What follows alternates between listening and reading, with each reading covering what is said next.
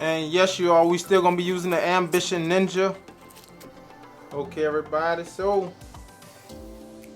we work with the Ambition Ninja. I'm about to knock the speed. I'm gonna work at 7. Let's see how it lay this ink in. Let's see. Dipping that light wash. Let's see how well I can lay this ink. And as you see, I have a little bit of hang. I'm about to push it in a little bit.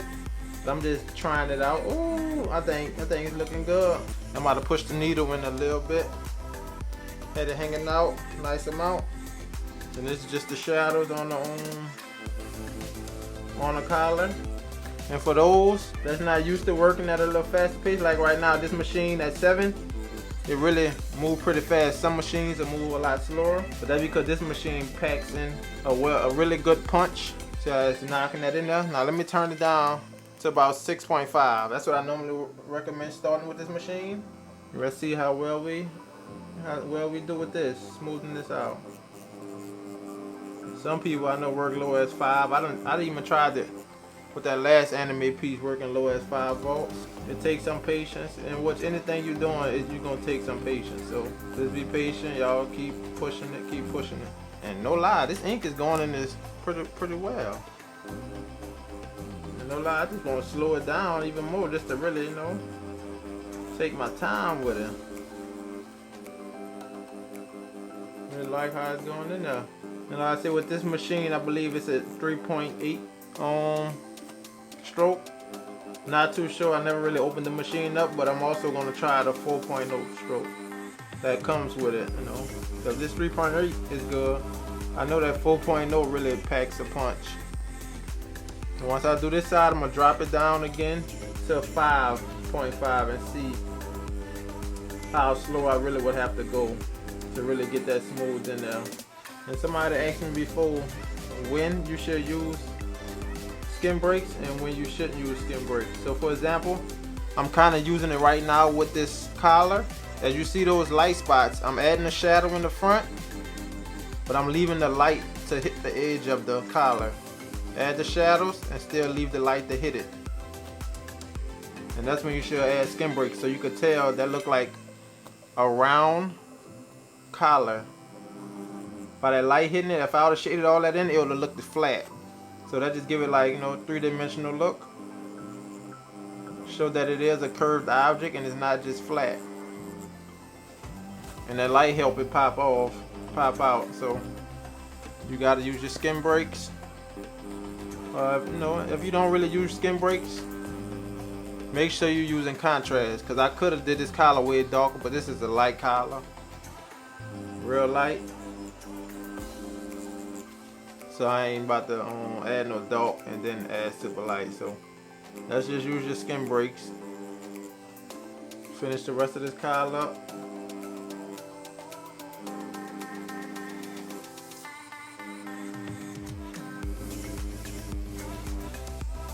Looking good already, looking good.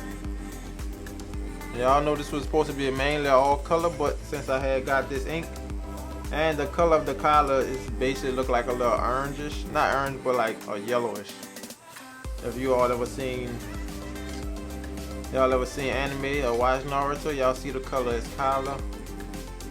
It's white but it look more yellowish pale, which you never know, I still may go over it and add the pale yellowish to it.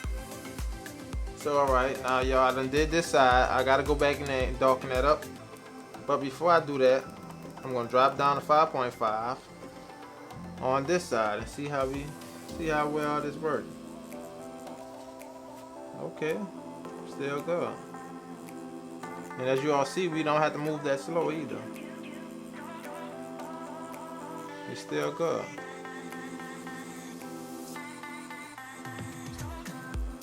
But more passes will definitely equal more smoothness. So just be patient. Alright, right now you can still, it's smooth, but you can see brush strokes. You challenge yourself when you try to go slow, where you don't see no brush strokes. That means you gotta slightly go on top, slightly, over the same strokes, smoothing it out. And then once we add those shadows in the inside,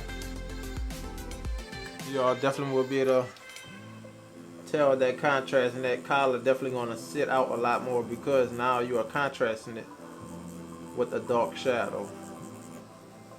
That's what art is, you know, especially with tattoos and stuff like that. Any kind of art is like you need that contrast. That's why it's part of the art, you know. Contrast to help something else pop out. You need that dark around it. Dark next to light is going to automatically make, no matter if it's a dark gray or a light gray, if it's real light around that color, yeah, it's gonna pop out, you know. That's just like a negative star. It's gonna help that star pop out because it don't have no color inside of the star. It just have dark shading around it.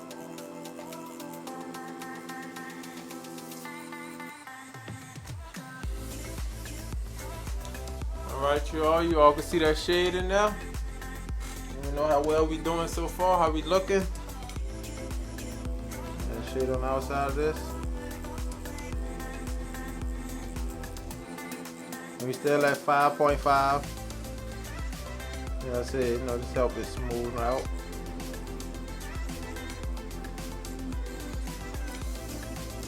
Barely rubbing on the surface, you know. Barely scratching.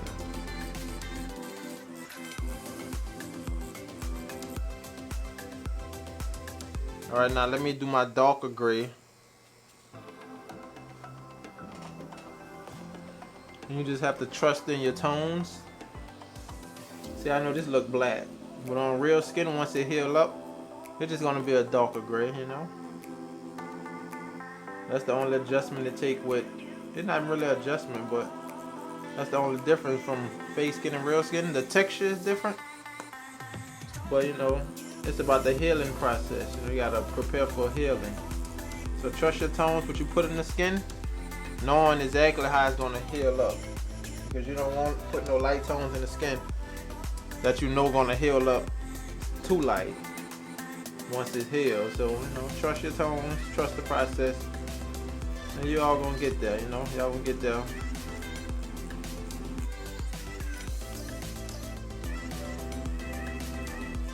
It happens to the best of us, you know. I know some people, it look too dark at the time, but once it heals, you be like, wow. Now, I done had some portraits that looked real dark. I don't know if you all seen them on Instagram or whatever it was.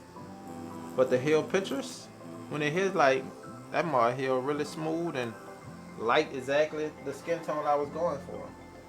But in the beginning, I thought I was going too dark. But me trusting the process, saying, oh no, this is only my medium tone, I know once it healed up, yeah, it was going to lighten up because it was only my medium tone I was using. Now, if I was using my black, then I would be like, oh no, I know this too black. And it's going to heal black because this is my black. But trust your tones when you're making your gray wash. If you're using a set, gray wash set, just know your light is your light, dark is your dark. Even if it looks too dark, just know it's going to heal light. Y'all let me know what y'all think of that color so far. Let's use the Vaseline, wash it up a bit.